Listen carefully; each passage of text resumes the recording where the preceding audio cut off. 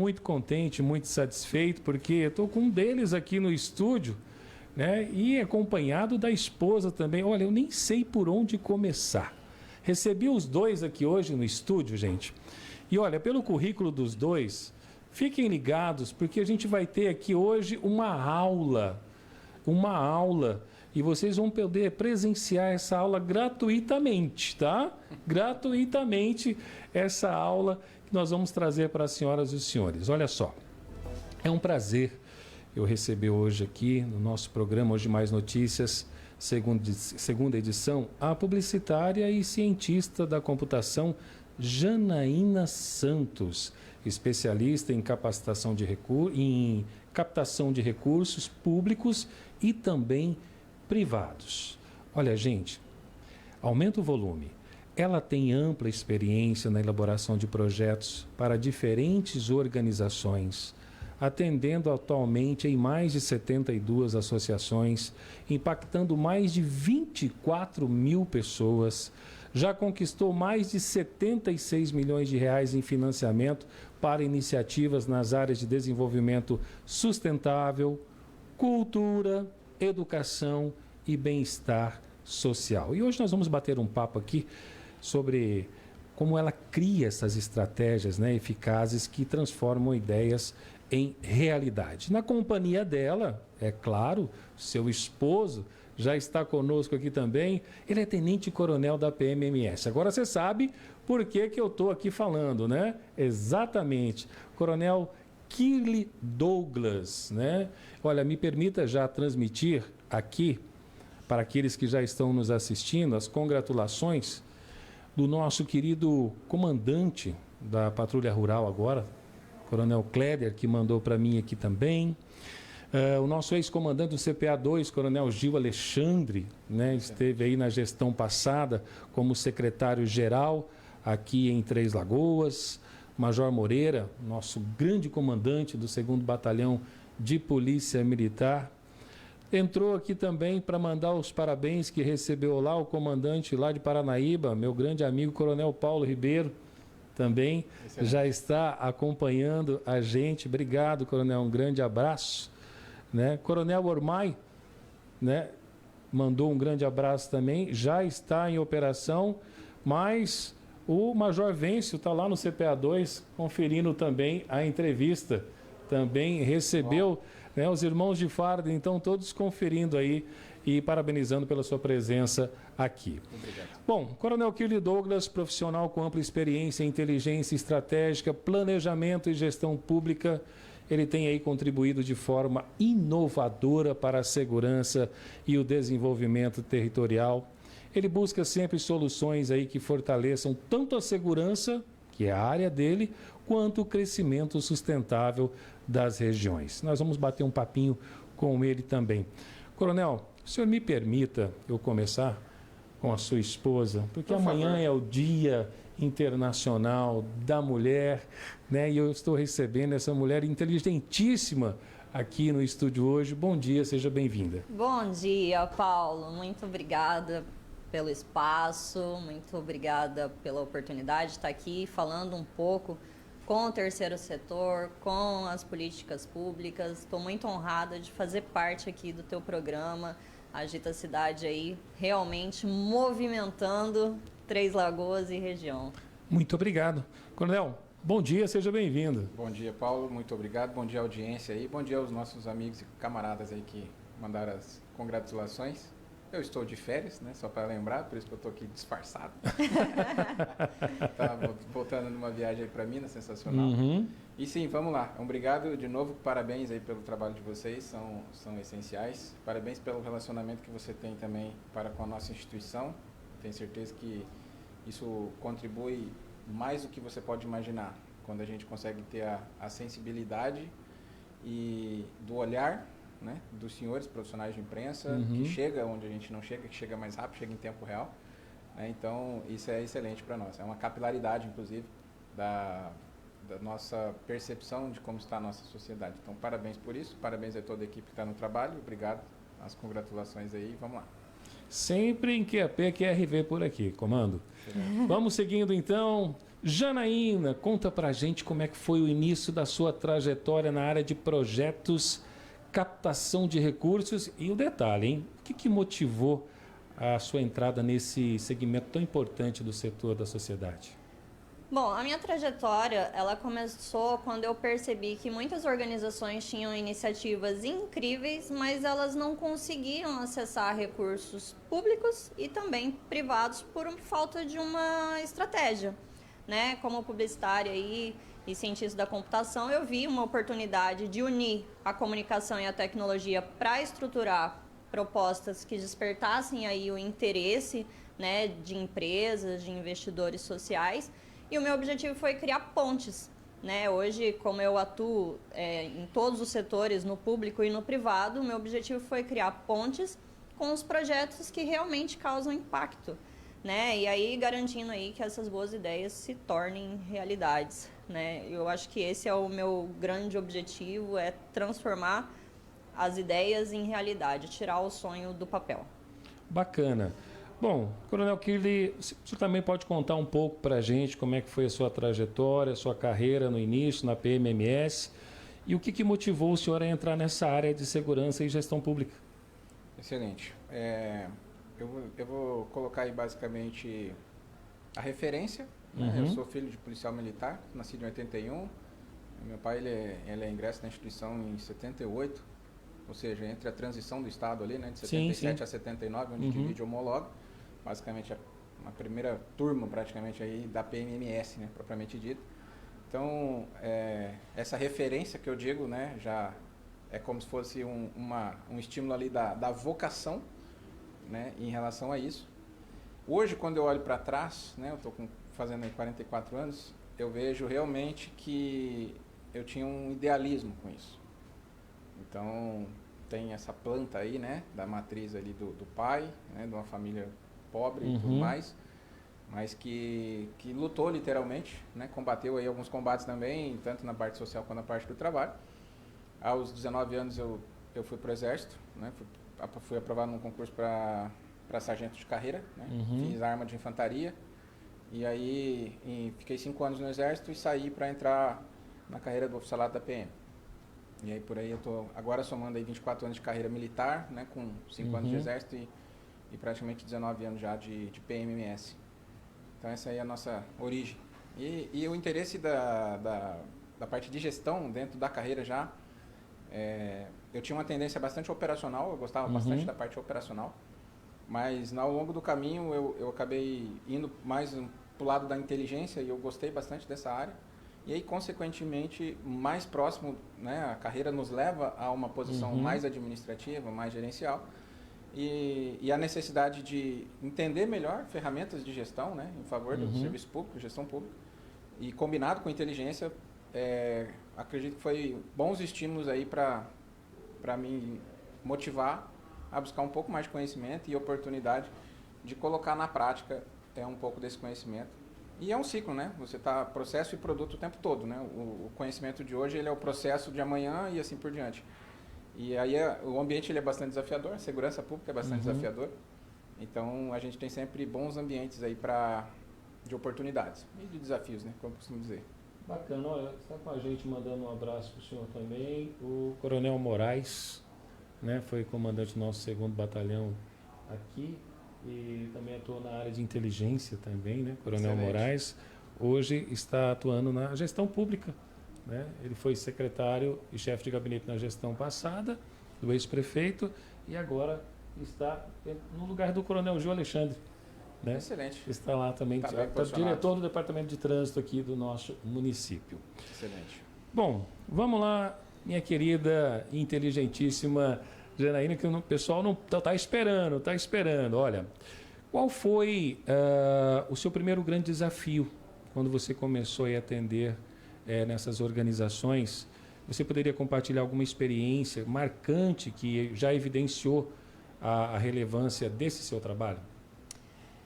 Bom, o meu primeiro grande desafio foi entender a realidade e a necessidade de cada associação, né?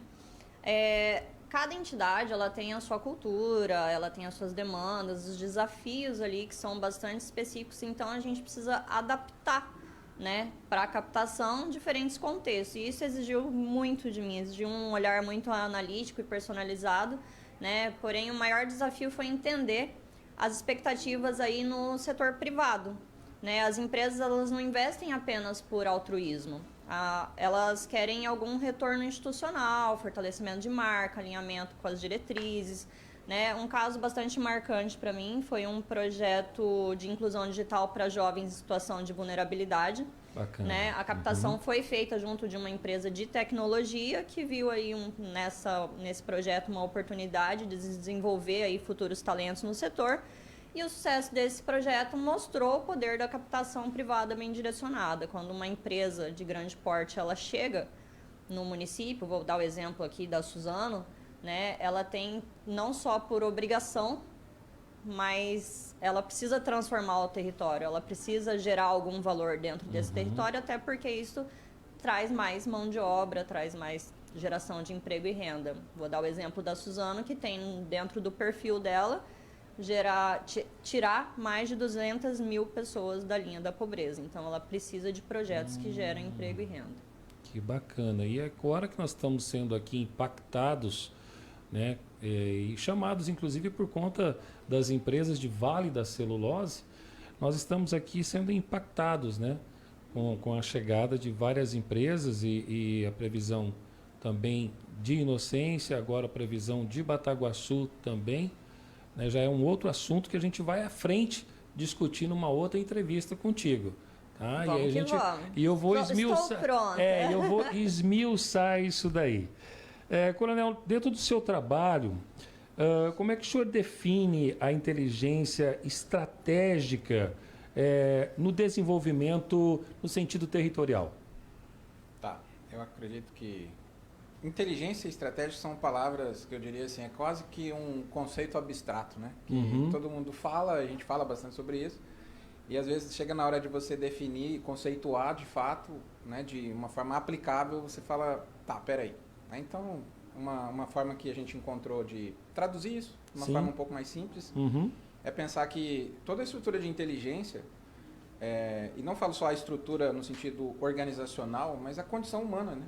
E a capacidade humana de desenvolver inteligências, ou seja, de buscar conhecimento, né, produzir conhecimento, ela pode ser aplicada no intuito de diagnosticar. Então, quando você pega um contexto situacional, seja ele qual for, então você aplica essas ferramentas de inteligência, suas condições de inteligência para você entender o cenário, né, situacional, contextual, sobre um recorte de tempo ali, porque senão você se perde também. Então, você aplica no primeiro momento a inteligência para fazer um diagnóstico. E a estratégia vem para você poder orientar as ações de forma mais efetiva. Então, quando a gente pega um conceito e cria, na verdade, um conceito, né, ou forma ele, de inteligência estratégica, seria inteligência para diagnosticar, estratégia para atuar sobre desafios e oportunidades. São termos genéricos. Eu gosto de trabalhar com esse conceito, porque, apesar de um pouco complexo, acredito que seja mais fácil para você entender. Você fala, tá, mas, enfim, como que isso se aplica na questão do desenvolvimento territorial?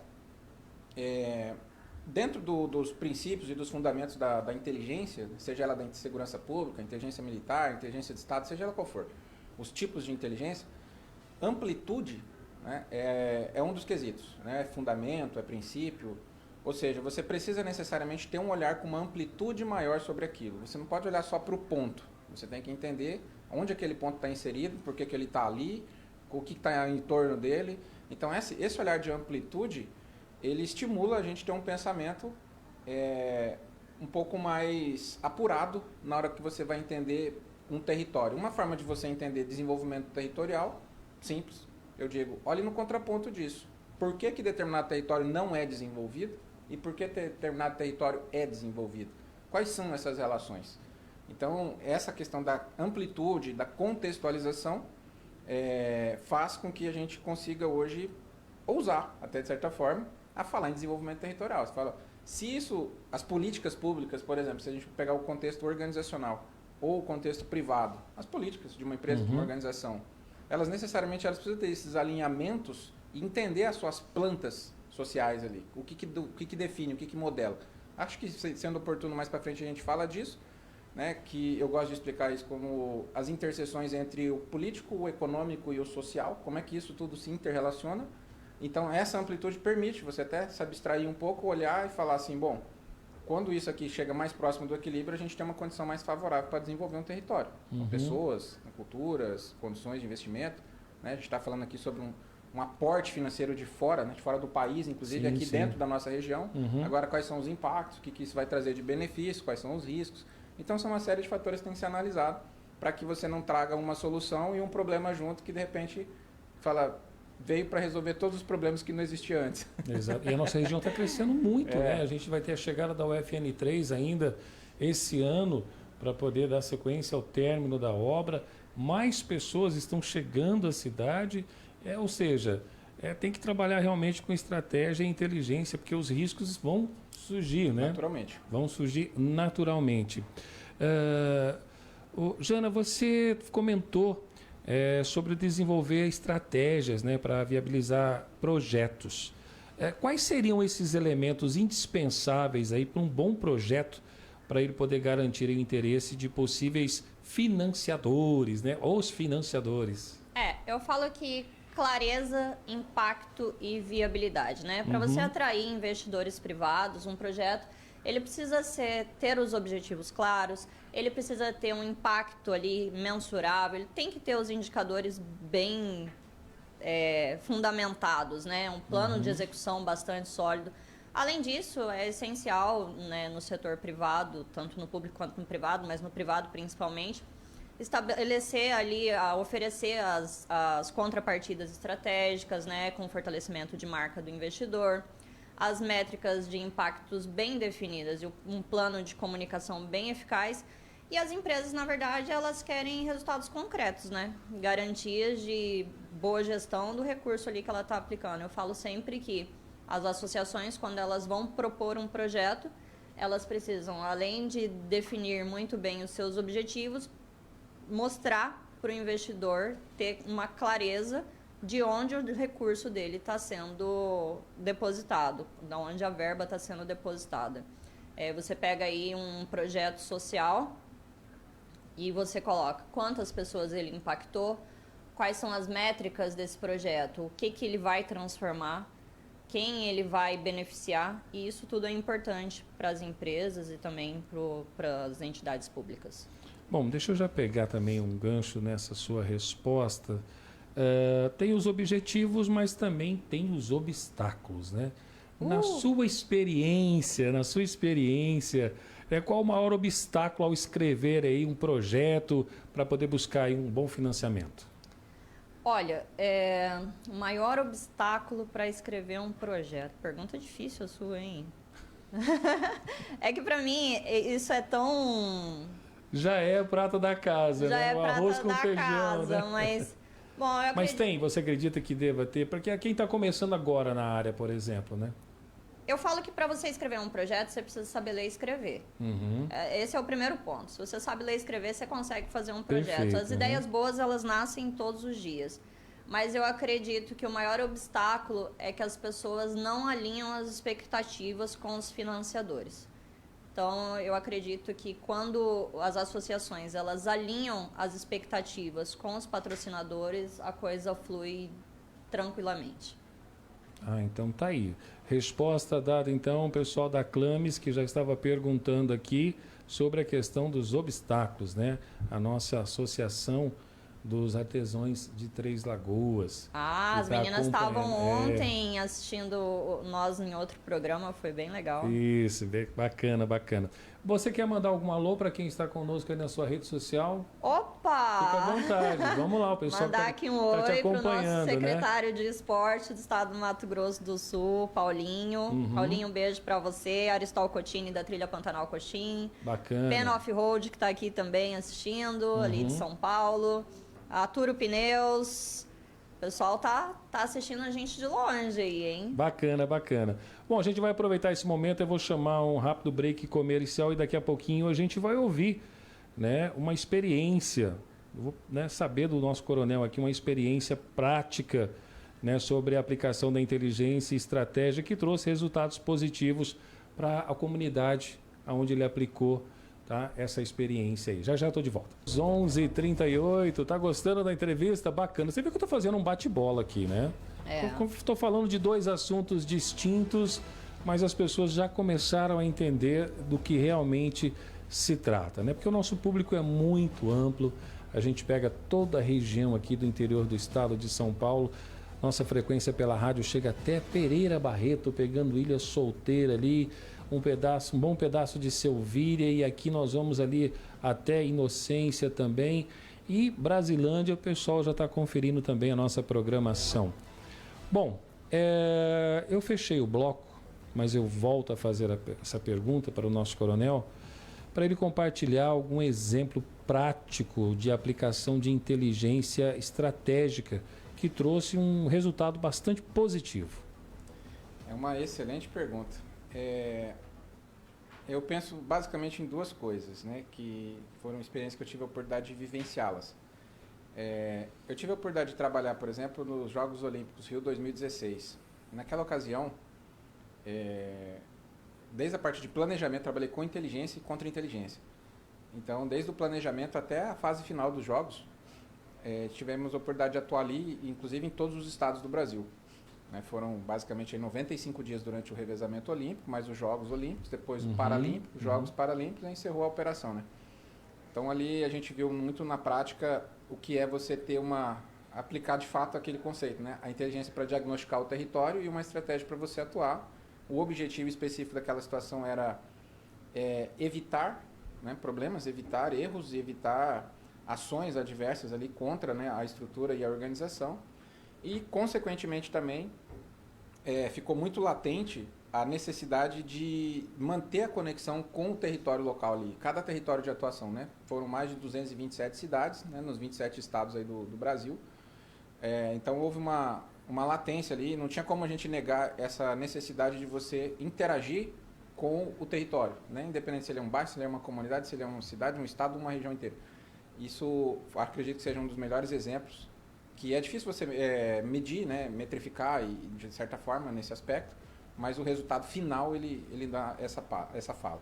Trazendo isso para a nossa realidade sul-mato-grossense, eu acredito que um bom exemplo que a gente pode dizer, não necessariamente que trouxe um resultado concreto, até porque a segurança pública ela nunca é um resultado concreto, né? Ela é uma constância. Então, acredito que no final de 2023, por exemplo, algumas ações estratégicas desenvolvidas pela instituição, PMMS, elas representam bem essa ideia. O desdobramento da Polícia Militar, você citou, por exemplo, o Coronel Kleder, né, em relação ao policiamento rural, né, o desdobramento, né, e a evolução, o aperfeiçoamento do programa Mulher Segura, por exemplo, né, focada principalmente na questão da violência contra a mulher, né, violência doméstica, aqui é Cabo Selma, quero mandar um abraço, ela que coordena. São programas assim, eu acho que estão muito ligados com a essência da instituição naquilo que é de preservação, né, de evitar problemas, evitar que crimes aconteçam. Então, acho que essas estratégias que o nosso comandante-geral teve, esse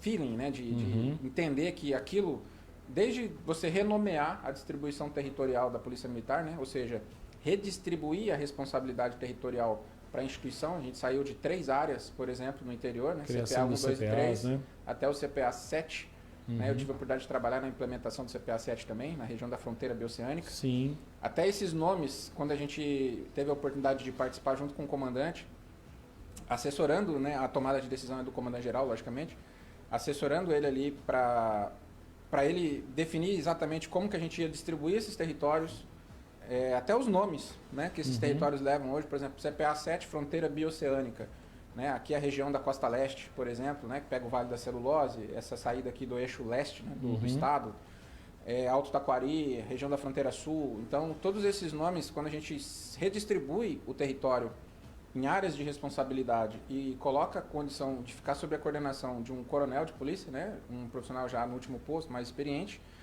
melhora a capacidade, a capilaridade de comando fica melhorada, a comunicação fica mais precisa, né, porque você tem um volume menor, entre aspas, e dentro de uma área específica, né, que traz elementos mais específicos ali daquela região, para uma linha de comando, e junto com isso, logicamente, o alinhamento com os objetivos estratégicos da instituição, né, dentro do plano estratégico, e os desdobramentos que o plano estratégico pode fazer lá na ponta, desde uma área setorial de área, né, um comando militar de área, por exemplo, comando de policiamento de área, até as unidades menores ali que vão estar lá na ponta mesmo, né, em contato direto com a sociedade. Então, eu acredito que esse, na minha visão contemporânea aí, dos meus 24 anos de carreira militar, aqui no estado de Mato Grosso, eu acredito que esse seja o melhor exemplo. Que a partir disso, a gente melhora a nossa condição de comandamento, a gente consegue dar mais especificidade nas ações da Polícia Militar e colocar isso de uma forma mais equilibrada com as características do território. O Brasil ele tem uma proporção continental. O estado de Mato Grosso do Sul, apesar de seus 79 municípios e 3 milhões de habitantes, ele também traz as suas distinções. Nós temos 5 divisas de estado e 2 fronteiras. A Bacia do Paraná, a Bacia do Paraguai, bioma pantanal dentro do nosso território, quase 1/5 do nosso estado. Então, esses detalhes, eles necessariamente eles implicam em ações específicas para cada um desses territórios. Então, quando a nossa instituição ela teve essa oportunidade de se desdobrar e de redistribuir, eu acredito que esse é um excelente exemplo de inteligência estratégica. Então, você tem um diagnóstico do território, tem uma noção do que acontece em cada uma dessas regiões, o que influencia isso, por exemplo, e, consequentemente, na hora que você vai desenvolver ações de atuação, você já está mais alinhada, mais direcionada e, consequentemente, para uma instituição de Estado, mas que tem uma relação direta com um plano de governo, isso também foi observado. Então, como que a instituição se desenvolve a partir do momento que ela consegue encontrar os pontos de interesse comum ao plano do governo. O governo, uma excelente gestão muito técnica, por sinal, tem essas frentes de desenvolvimento. Ok, então o que cabe à nossa Polícia Militar? A segurança pública, a Polícia Militar é isso. Então a gente procura fazer esses alinhamentos e aí a gente consegue potencializar as ações da instituição. Evita uma contraforça e consegue deixar as ações mais precisas.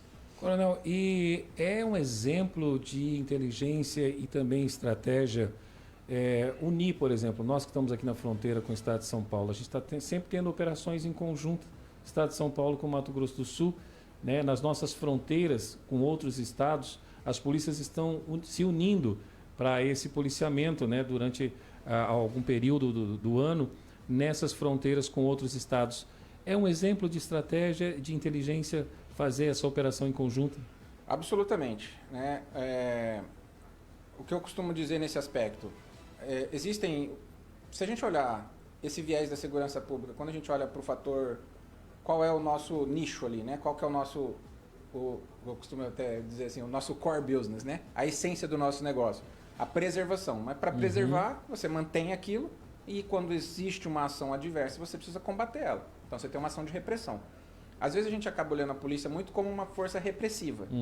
Ela é, de fato, e está para isso, e faz parte da nossa regra de negócio. Agora, a essência dela é prevenção. Mas para você prevenir, eventualmente você precisa neutralizar algumas ameaças. E o crime não tem fronteira, não tem divisa, não tem barreira, entende? Então, quando você pega o poder estruturado, uma instituição de Estado, o Estado em si, desde o Brasil, como União, um ente federativo Estado, até município, que tem a sua autonomia administrativa, mas falando de segurança pública, a gente coloca na conta do Estado. Você tem a limitação territorial, você é regular, você é legal, você é temporal. Em contrapartida, o crime não. O crime ele é atemporal, ele é extraterritorial, ele é irregular. Totalmente. Ele é totalmente ao contrário. Ele é o paralelo. Se ele é paralelo a alguma coisa, paralelo a essa estrutura, principalmente da regularidade e da legalidade. Então, desdobrar ações entre interinstituições de segurança pública é essencial, não só para o nosso Estado, mas é essencial também para a segurança do país inteiro. E, quiçá, a defesa. Porque quando você pega a extraterritorialidade do crime, a gente está aqui nas 5 divisas, mas temos 2 fronteiras. Sim. Temos o Paraguai aqui com uma expressão, por exemplo, bastante significativa em relação à produção de maconha. Você pega a Bolívia, ainda está no 3º ranking ali da produção de cocaína. E aí você pega toda essa perspectiva, quando você fala de crime organizado, por exemplo, que interfere muito na questão da segurança pública, existe um alinhamento do crime em relação à logística de escoamento, aos financiamentos de produção, enfim, tem toda uma estrutura, literalmente é o que faz a gente chancelar a organização criminosa, ou seja, o crime como uma organização. Então, se a PM, se a Polícia Militar, a Polícia Civil, a Segurança Pública de modo geral, se ela não entender isso e se ela não romper essas barreiras, de forma legal. Quando eu digo romper a barreira, não é romper a legalidade, mas sim sair daqui, atravessar o Rio Paraná e falar, tô conversando com São Paulo. Isso. Entendeu? Descer mais um pouco, falar, tô com o Paraná aqui. Mais para cima eu tô com Mato Grosso, tô com Goiás, tô com a pontinha de Minas. Eu falo com a Bolívia, a gente fala com o Paraguai. Então, é essencial. Né? Inclusive, hoje o nosso comandante-geral, ele é o subcomandante, vamos dizer assim, ele é o 02, né, do Conselho Nacional de Comandantes Gerais do Brasil. Todas as polícias militares têm um conselho, né, de comandantes gerais. Hoje o nosso coronel Renato, ele é o 02.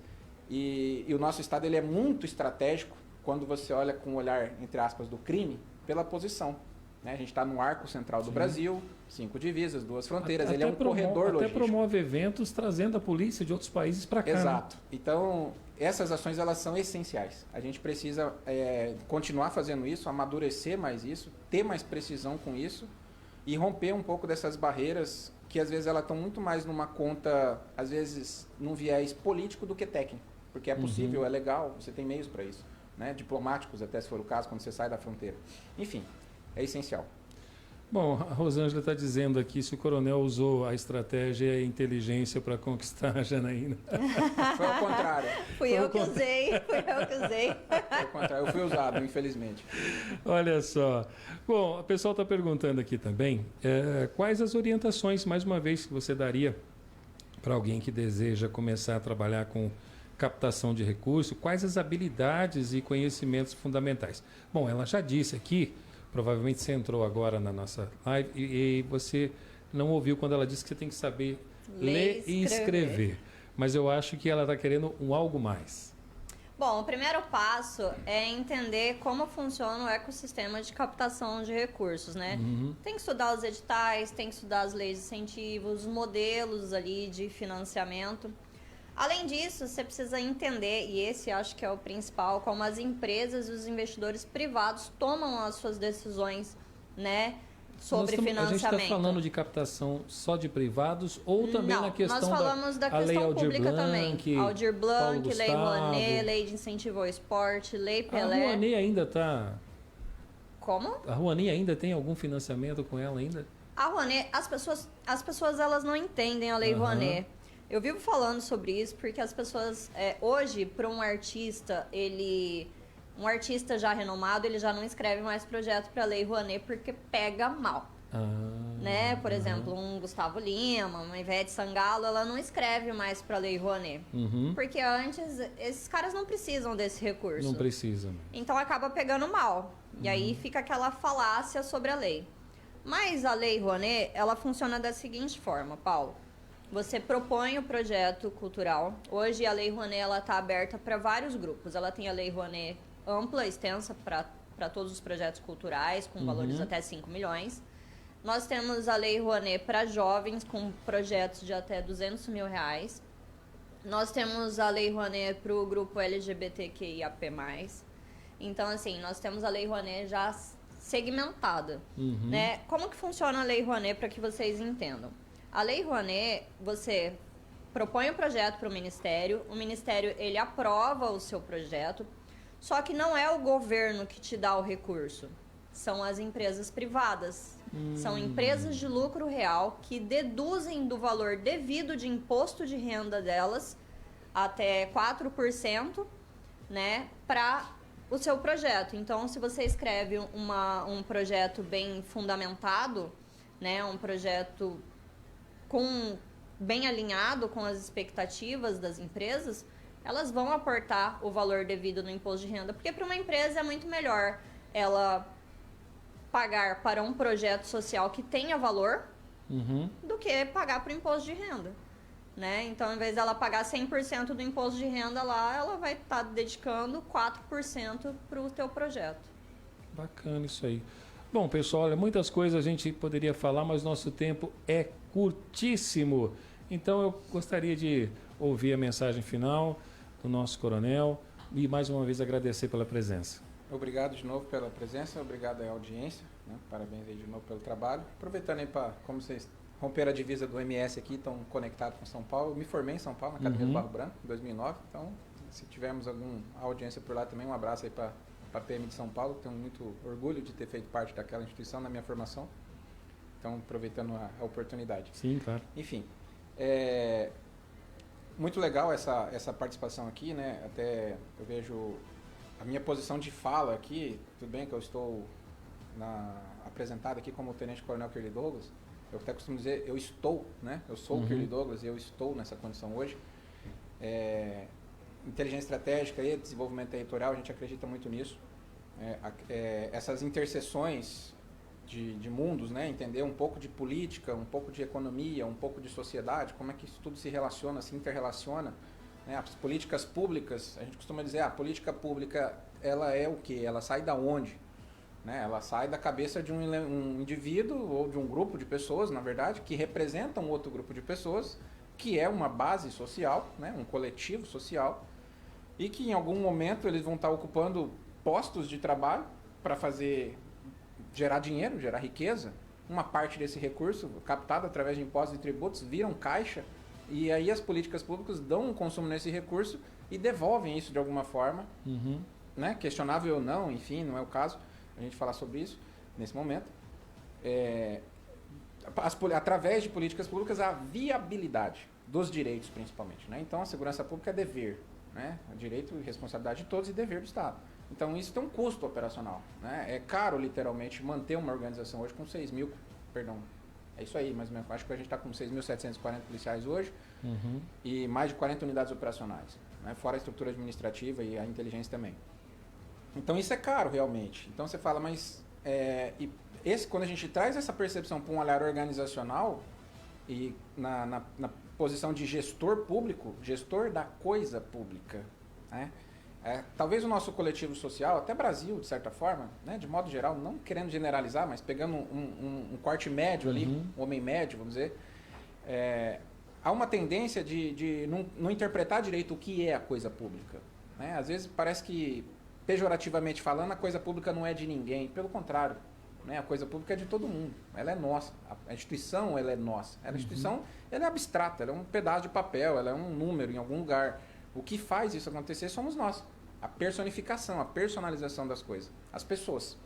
Então, trazer esses conceitos de gestão hoje, combinar com inteligência, aplicar isso dentro de uma estrutura, né, institucional de Estado, né, logicamente, isso é um processo de maturação da instituição. A instituição ela vem passando por um processo de amadurecimento naquilo que se diz a gestão, a qualidade, né, que parece que até uns dias atrás... A estrutura militar ela tem a sua peculiaridade, né? Ela tem uma tocada significativa ali e até, de certa forma, suficiente.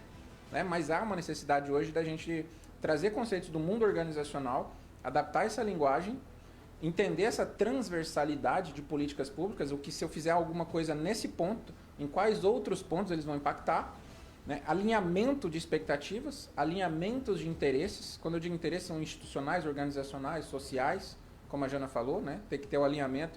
Por que eu patrocino um projeto? Porque aquilo faz sentido para mim também. Né? Não é simplesmente um ato de caridade. A gente pode tirar essa parte do romantismo, trazer a conversa para a tecnicidade e realmente falar, se eu não tiver um alinhamento de expectativa aqui, não tem por que eu me mexer. Eu vou fazer aquilo que eu sou obrigado a fazer e talvez eu pare por aqui. Agora, o que eu faço a mais sobre isso? É quando você tem a possibilidade de ter uma contribuição a mais e, consequentemente, colher um resultado a mais. Desenvolver segurança pública no aspecto e na visão de desenvolvimento territorial, na contribuição do desenvolvimento territorial, ela é essencial. Como você disse, estão acontecendo novos fenômenos. Aconteceu aqui talvez há uns 25 anos, agora aconteceu praticamente de novo, a implementação da maior fábrica de celulose do planeta Terra. Nós temos uns projetos bastante expressivos aqui na região de Inocência, na região de Bataguaçu. Isso mexe com a dinâmica.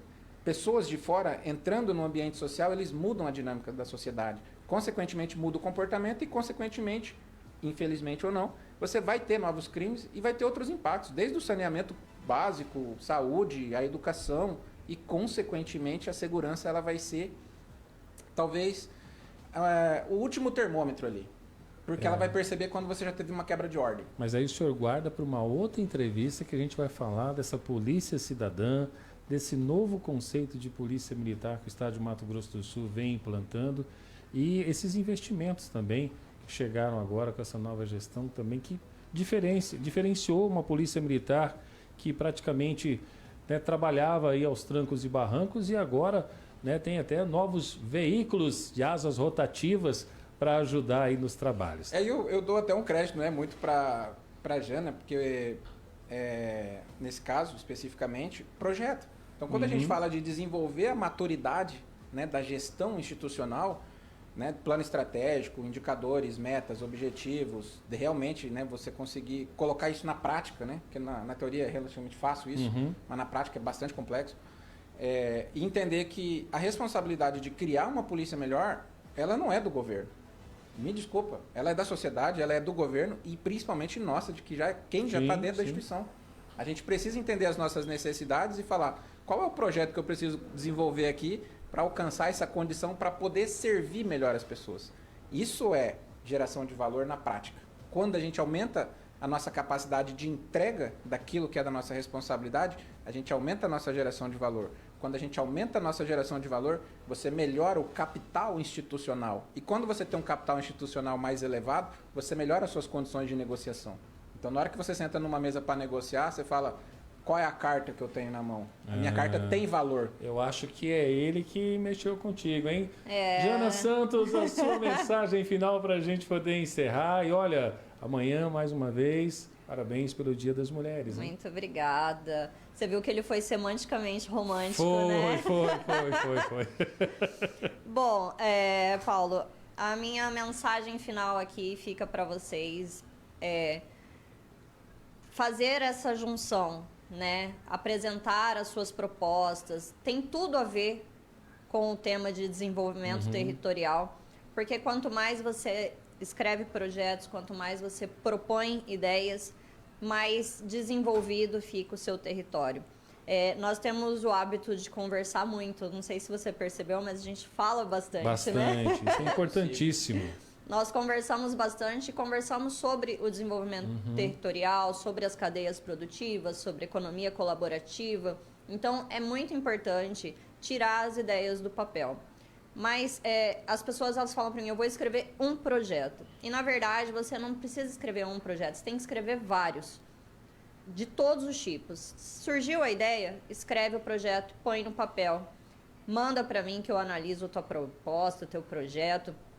Hoje as associações elas passam por várias etapas no setor público, né? Primeiro, ela tem que ter um estatuto que está de acordo com o marco regulatório, que está de acordo com as leis. Esse é o primeiro passo para que uma associação capte um recurso público, né? O segundo passo aí, nós precisamos que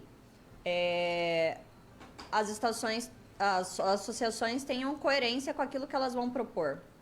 E aí, quando a gente entra no setor privado, elas precisam entender a missão das empresas, para que elas possam aí captar os recursos disponíveis. Existe muito recurso privado disponível, e foi por onde eu comecei, né? Hoje eu não atendo só o turismo, a saúde, a educação, o esporte. Eu tô com uma gama gigantesca de projetos, eu tô atendendo todas as áreas. Né? Ontem eu estava conversando com as meninas da Clames ali e é uma oportunidade gigantesca, o artesanato, né? Eu falei para elas, tem muita oportunidade, vamos que vamos. Inclusive ganhei uma capivarinha, preciso agradecer a Bel. Bel, um beijo, maravilhosa, abraço. Obrigada. Então é isso, eu acredito que a minha mensagem final é: tire as ideias do papel e acredite nelas. Bacana. Em breve a gente vai estar de volta falando daquele evento também que você está trazendo para cá. Em breve, né? Em breve, Vamos divulgar bastante. Gente, foi uma satisfação enorme receber esse casal maravilhoso de pessoas inteligentíssimas. Obrigada. Cada um na sua área, e só engrandeceu o nosso programa de hoje. Pena que a gente tem que encerrar, porque vem aí o Alto Astral. Hoje com quem, Marcos? Fabiano Xavier, né? E infelizmente a gente está terminando, mas eu quero deixar meu carinho, meu respeito a vocês e convidá-los por uma próxima oportunidade a gente poder estender um pouquinho mais esse assunto. Amém. Tá Tamo bom? junto. Obrigada pela Bom oportunidade, dia. Obrigado pelo seu trabalho. Muito obrigada. Esse é o chefe de tudo, né? Esse é o chefe de tudo. Coronel, minha continência, meu respeito ao senhor aí, sucesso sempre, tá bom? Pessoal, vem aí o Alto Astral com o Fabiano Xavier, tá? A gente se encontra na segunda-feira, às 7 da manhã, pela Jovem Pan e Agita Cidade FM, na primeira edição do Jornal da Manhã. Hoje mais notícias. Até lá. Você ouviu na Agita Cidade FM. Hoje mais notícias. Oferecimento Doura Motors, a sua concessionária Toyota para Três Lagoas e região. Supermercado Tomé, do jeito que você quer. Poliplan, soluções em serviços e logística. Pitágoras, engenharia e construção. Fone Whats 67998512682. J Matic, posto de molas Contramão e Porto de Areia Três Irmãos.